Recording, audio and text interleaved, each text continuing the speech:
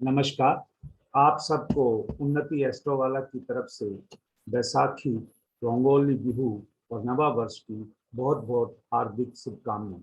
जैसा कि आप जानते हैं कि बैसाखी पूरे उत्तर भारत में, खासकर जो लोग खेती करते हैं और रबी की फसल काटते हैं, वो लोग इसको बनाते हैं। इसी तरीके से असम में रोंगोली बिहू और वेस्ट बंगाल में नवा वर्षा की भी आज के दिन शुरुआत होती है। तो आज के दिन मैं आप सबको एक बार फिर बैसाखी, रोंगोला बिहू रोंगोली बिहू और नवा वर्ष की हार्दिक शुभकामनाएं देता हूं।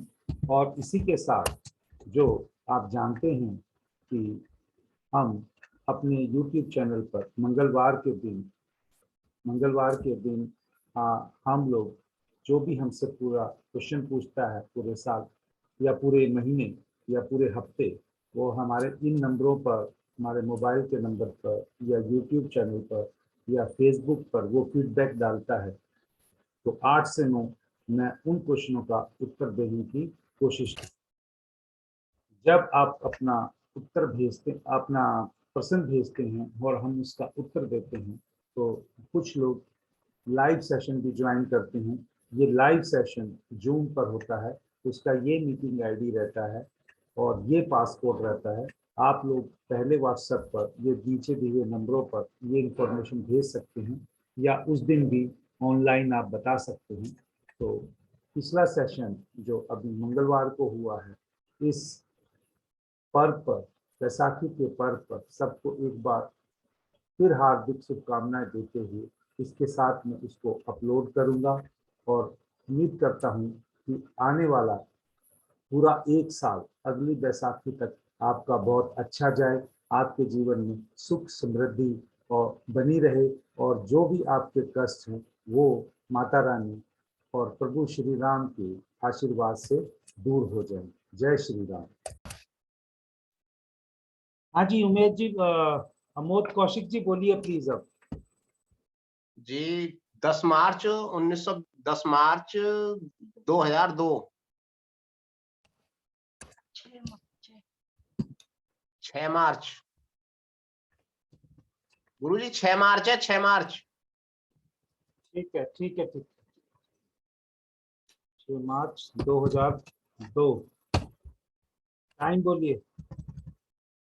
10:42 10:42 AM। हैं? AM। हाँ, 10:42 हो गए ना, AM में। ठीक है, लड़की है ना? हाँ जी, लड़की है। और कहाँ पैदा हुआ बच्चा? ये पहासू है जी, बुलंदशहर यूपी में। बुलंदशहर डाल देते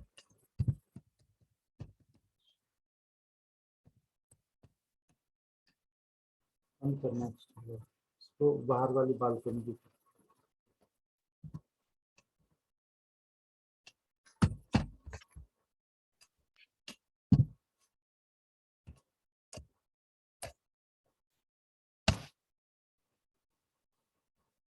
ये आप चार्ट देख पा रहे हैं? ये 2 नंबर की कुंडली है। हाँ जी, वृषभ लगन की कुंडली है। हाँ, ठीक है। आप बोलिए क्या पूछना चाहते हैं इसमें। ये सिविल सर्विस की तैयारी कर रही है जी। जी, अभी सिविल सर्विस की तैयारी तो कर रही है। अब इसने क्या किया है एजुकेशन? ये BA फाइनल। BA फाइनल किया है। ठीक है, तो आप कोशिश करें जरूर। और अभी इसकी दशा क्या चल रही है? शुक्र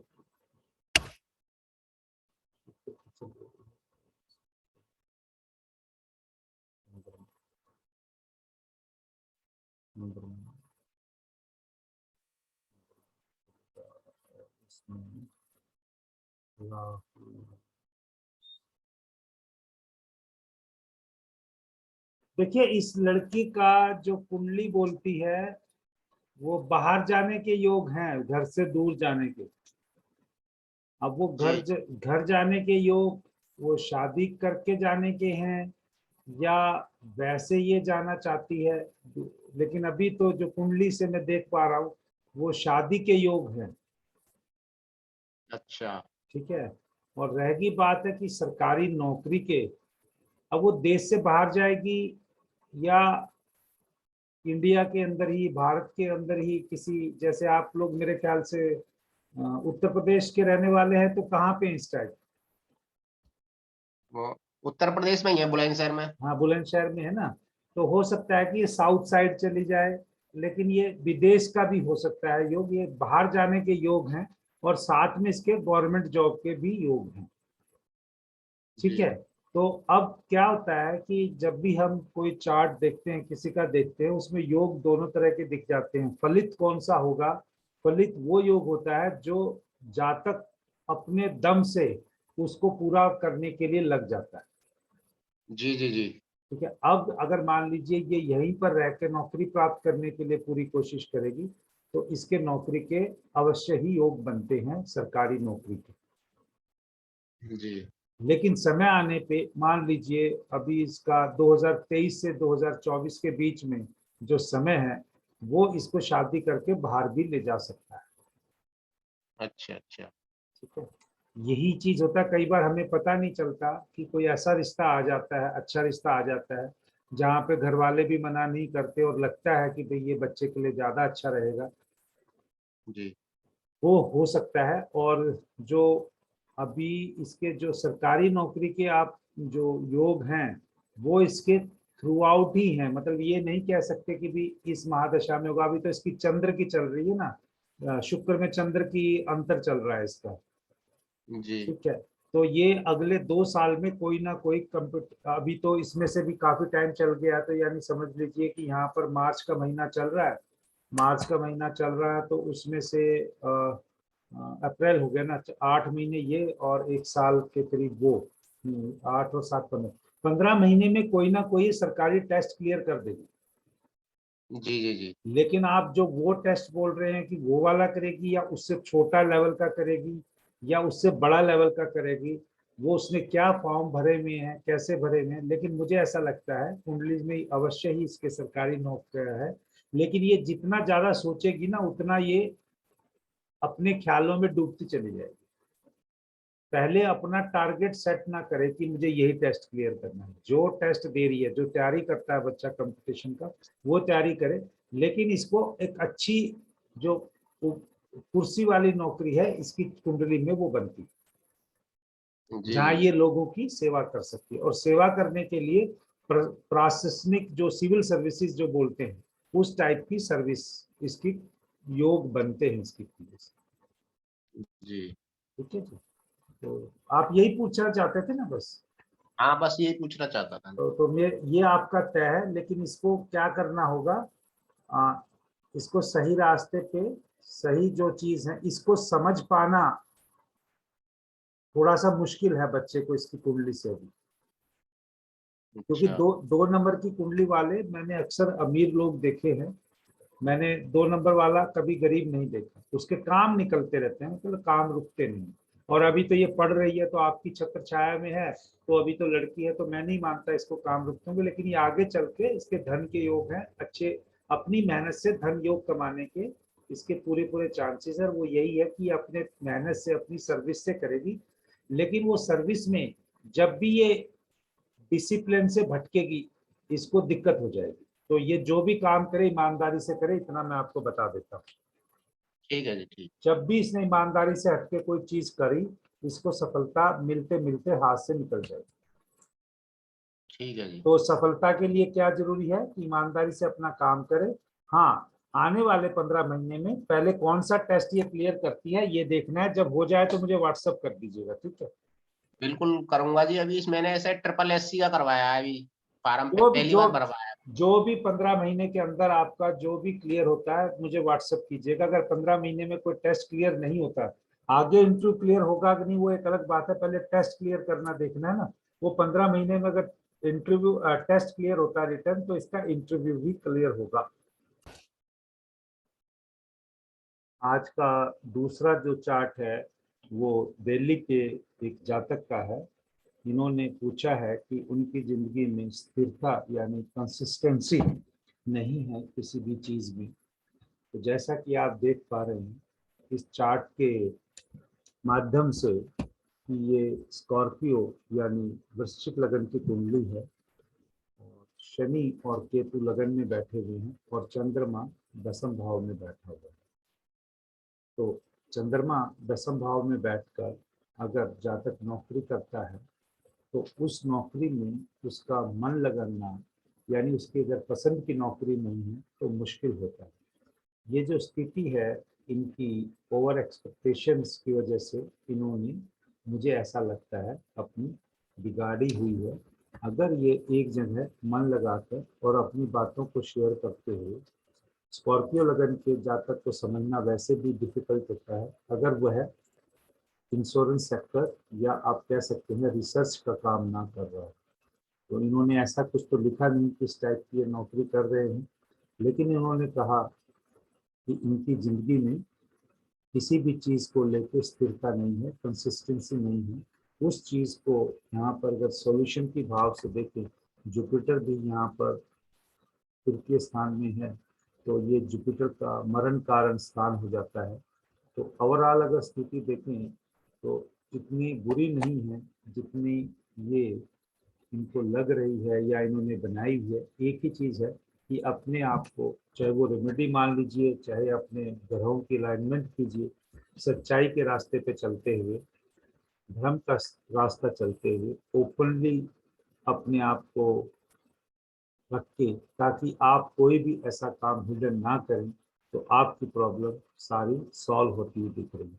मुझे इस चार्ट में कोई भी ऐसी चीज़ नहीं लग रही कि आपको सफलता देने से रोके। हाँ, जो बार बार बदलाव आ रहा है आपकी, वही मैं बता रहा हूँ कि इसमें बार बार जो आपको जिस लेवल की स्टेबिलिटी चाहिए वो नहीं मिल पा रही। वो स्टेबिलिटी नहीं मिल पाने का कारण आप स्वयं हैं। अगर अपने आप को एक ओपन किताब की तरह रखेंगे तो आपके जीवन में स्टेबिलिटी भी आ जाएगी। तो फिर तीसरे चार्ट पे चलने से पहले, ये आज का तीसरा चार्ट है, ये एक जातिका का है और मैं डिटेल, जैसा आप जानते हैं, किसी की शेयर नहीं करता तब तक वो लाइव पे नहीं आते। ये मेरे को व्हाट्सएप कह लीजिए या मेरे यूट्यूब पर जो लोग अपना डाटा भेजते हैं वहाँ से मैं आंसर देने की कोशिश करता हूँ। अगर कोई क्वेश्चन भेजता है, इन्होंने लिखा है, ये जानना चाहते हैं कि इनकी अभी तक शादी नहीं हुई और शादी नहीं होने का कारण क्या है। जो मैं यहाँ से समझ पा रहा हूँ, अगर शादी होने का कारण इनका नहीं है, जो ये क्वेश्चन में भी लिख रहे हैं, कोई इन्हीं की चीज़ है। या तो दो चीज़ें जो मैं यहाँ देख पा रहा हूँ, या तो इन्होंने किसी से पहले कोई बात कही है जिसको इन्होंने पूरा नहीं किया है, वो फ्रेंड से ही है। ये चाहे लड़की का चार्ट है तो वो फ्रेंड बॉय हो सकता है, जो कमिटमेंट दिया वो पूरा नहीं किया। एक तो ये बात है, और दूसरा ये है कि भाई जो परिवार के, जो इनके ही परिवार के लोग हैं, उन्होंने किसी चीज़ को लेकर, कोई पर्टिकुलरली गर्ल को लेकर कोई ऐसी रुकावट है जो ये अगर रेमेडी करना चाहें या अपने, आप कह सकते हैं, कुल देवी के पास जाकर उसकी प्रार्थना करना चाहें कि जो गलती हुई इसके लिए माफ़ करें और आगे इस लड़की का घर परिवार बस जाए, तो इनकी शादी होने की संपूर्ण संभावना है। वैसे देखा गया है कि टॉरस लगन, वैसे तो लोग कहते हैं कि अगर शादी में जो दिक्कत आती है वो कैंसर और लियो लगन वालों को ज़्यादा आती है, लेकिन कुछ केसेस में ऐसा देखा गया है कि जो टॉरस लगन वाले हैं, अगर उनकी कुंडली में जुपिटर खासकर 7th हाउस में बैठा हो, उनको तिरुपति जाके वो रेमेडी करनी चाहिए। तो ये भी एक कारण हो सकता है। अगर इनके कोई किसी से अगर इन्होंने कमिटमेंट नहीं किया है, तो फिर इनको तिरुपति जाके वहाँ पर कुछ गिफ्ट करके आना चाहिए, प्रार्थना करके आना चाहिए। अगर उस केस में ये है तब, जब इन्होंने किसी से वादा करके उसको तोड़ा नहीं है। अगर इन्होंने किसी से फ्रेंडशिप करके, वादा करके तोड़ा है, तो इनको अपनी कुल देवी पे जाके माफ़ी मांगनी होगी। तो यही मेरे को, अगर कोई क्वेश्चन पूछता है, मैं उस क्वेश्चन का ही जवाब देता हूँ। हो सकता है कि मैं यहाँ पर गलत हूँ, ये तो जो जातक सुनेगा वो फीडबैक देगा। चाहे तो मेरे पर्सनल नंबर पर मुझे व्हाट्सअप कर सकते हैं, और आप चाहें तो यहाँ पर भी उसको यूट्यूब पे मेंशन कर सकते हैं। धन्यवाद। आज का चौथा चार्ट लेने से पहले मुझे क्योंकि डिटेल एंटर करना होता है और वीडियो को बीच में पॉज करना होता है, तो डाटा एक बार एंटर करके फिर हम आज का 5वां चार्ट लेंगे। इस चार्ट में जातक में जो मैंने वहाँ पे क्वेश्चन लिया है उसमें डाइवोर्स के बारे में पूछा है क्वेश्चन मार्क की। तो इसमें डाइवोर्स की संभावना या सेपरेशन की संभावना अपने स्पाउस से या अपने आप कह सकते हैं जीवन साथी से होने की दिखती है, और ये D9 में भी दिखती है और D1 में भी दिखती है। और इनकी अगर शादी, अगर आप ये देखें, अगर 36 साल से पहले हुई है तो मैंने ऐसा देखा है कि 36 साल से पहले, और जो इसमें योग है जो मैं भृगुनंदी नाड़ी लगा के देखता हूँ उस चीज में अगर मैंने देखा जाए तो इनके डाइवोर्स योग इसमें बनते हैं। मुझे नहीं मालूम क्योंकि क्वेश्चन इस तरह का है, मुझे डाइवोर्स के बारे में इस चार्ट से देखना था। तो D1 हम सिर्फ भृगुनंदी नाड़ी में राशि चार्ट से देखते हैं, उसमें भी योग है। अगर हम वैदिक से देखें तो D1 के साथ D9 देखते हैं, उन दोनों में D1 और D9 में भी इस चीज के हैं। मैं ये नहीं कहता कि वो डाइवोर्स ही होगा, बट वो कुछ टाइम पीरियड के लिए, एक फिक्स टाइम पीरियड के लिए या एक लार्ज टाइम पीरियड के लिए अपने स्पाउस से दूर रहने के योग इस चार्ट में बनते हैं। धन्यवाद। आगे चार्ट पर चलते हैं।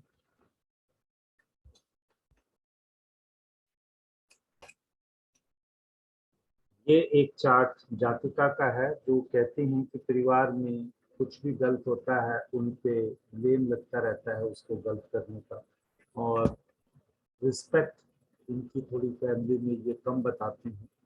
तो यहाँ पर जो मैं देख पा रहा हूँ, जो हस्बैंड से इनको कई बार ह्यूमिलेशन कह सकते हैं या जितनी रिस्पेक्ट मिलनी चाहिए वो नहीं मिल पा रही है, वो इनके चार्ट के द्वारा यहाँ पर दिखाई देती है। तो इनको क्या करना है, इनको ये करना है कि इनकी रिस्पेक्ट करनी जाए। तो इनको गॉड, पर्टिकुलरली आप कह सकते हैं कि विष्णु भगवान की या शिव जी भगवान की इनको प्रार्थना करनी चाहिए और रेगुलर करनी चाहिए शुक्ल पक्ष से स्टार्ट करके, तो ताकि इनके परिवार में जो मिसअंडरस्टैंडिंग है वो दूर हो जाए। अदरवाइज इनके जो काम करते हुए भी जो इनका नेचर है उस नेचर के हिसाब से इनको सेटिस्फेक्शन या जो ये पब्लिक के बीच में या परिवार के बीच में जो डिमांड या रिस्पेक्ट की डिमांड करती हैं वो नहीं मिल पाएगी। वो यही है कि इनका नाम किसी न किसी बात के बीच में बेकार में खराब हो जाता है। तो इसके बचाव के लिए इनको चाहिए कि जो मैंने बोला है उस रेमेडी को ये पूरा करें। और मैं ये नहीं कहता कि ये झूठ बोलते हैं या कोई इनकी ऐसी चीज़ है जो इनको बॉदर करती है, ऐसा कुछ नहीं है। सिर्फ डेडिकेशन से आप विष्णु भगवान का किसी भी रूप में प्रार्थना कीजिए, आपकी सारी चीज़ें सही होती चली जाए। तो आइए इसका अगला एक क्वेश्चन और लेते हैं। ये एक जातिका का चार्ट है जो अपने पति से डाइवोर्स के लिए कोर्ट में केस को फाइट कर रही हैं।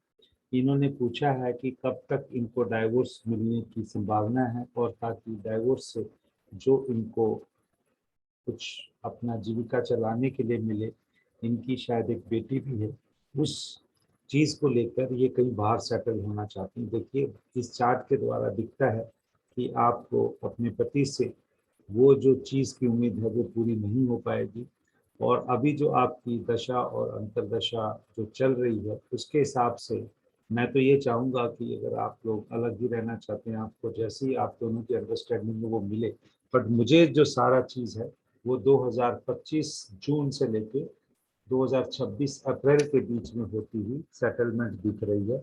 और अभी तो इसमें टाइम है क्योंकि ये अभी 2022 ही चल रहा है, आपका पहले ही काफ़ी टाइम से डिले चल रहा है।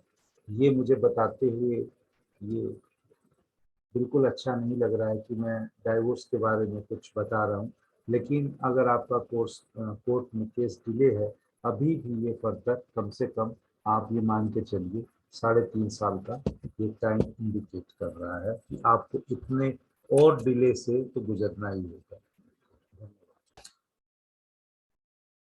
ये चेन्नई से एक जातक का चार्ट है जिन्होंने पोस्ट किया है कि उनकी एंगेजमेंट जो है वो होके अभी अभी टूटी है, तो वो दोबारा शादी के लिए पूछना चाहते हैं कि अब कब होने की संभावना है। देखिए, आपका सप्तम भाव का स्वामी भी मंगल है और सेकंड हाउस का भी स्वामी मंगल बनता है और जो केतु के साथ बैठे हैं। अभी जो आपकी प्लैनेटरी जो सिचुएशन है उसको देखते हुए मैं आपको यही सजेस्ट करूंगा कि ये टाइम पीरियड तो बहुत लंबा है आपकी जो एज को देखते हुए, लेकिन अगर हमें शादी करने का देखना चाहते हैं तो फिलहाल जिस पीरियड से आप गुजर रहे हैं ये पीरियड को कम से कम आप अगले साल यानी जून के महीने तक जरूर टाल सकें। अगर टाल सकते हैं तो ये आ, आप कह सकते हैं 2023 में जुलाई ऑनवर्ड आपकी शादी की अच्छी संभावना है। तब तक आप अगर रुके रहें तो बहुत अच्छा है, नहीं तो ये भी हो सकता है कि आपकी जहाँ पर सेकंड हो बातचीत चले सेकंड टाइम, वो भी फुल फाइनल मैरिज में ना कन्वर्ट हो सके। तो इस चीज़ से अपने आप को परेशानी से बचाए रखने के लिए और बार बार ऐसी स्थिति से बचाने के लिए जो मैं आपके चार्ट से देख रहा हूँ और जो मैं आपको सजेस्ट कर सकता हूँ, मैं तो यही सजेस्ट कर सकता हूँ कि आप 23 जून 2000 समझ लीजिए 2023 जुलाई से आप शादी पहले ना करें, तो उससे या कोई लड़की से रिश्ते की बात ना करें, उसके बाद अपना रिश्ता फाइनल करें तो आपको उसमें सफलता भी मिलेगी और अच्छी जगह से आपको रिश्ता भी मिलेगा।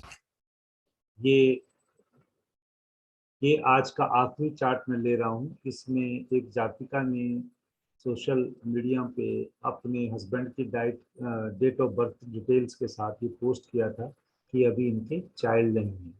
तो मैं हस्बैंड की चार्ट नहीं ले रहा हूँ अभी, इस तरफ आप कह सकते हैं फीमेल का चार्ट ले रहा हूँ और इस फीमेल के चार्ट से मैं इनको ये बताना चाहता हूँ कि आपको माता बनने का सुख अवश्य मिलेगा और ये सुख मिलने में क्योंकि ये डिले है और जो मैं समझ सकता हूँ कि जो एज है वो अभी आपकी हायर साइड जा रही है, लेकिन आपको माता बनने का मैं आपके चार्ट से देखकर आश्वासन दे रहा हूँ कि ये जरूर मिलेगा।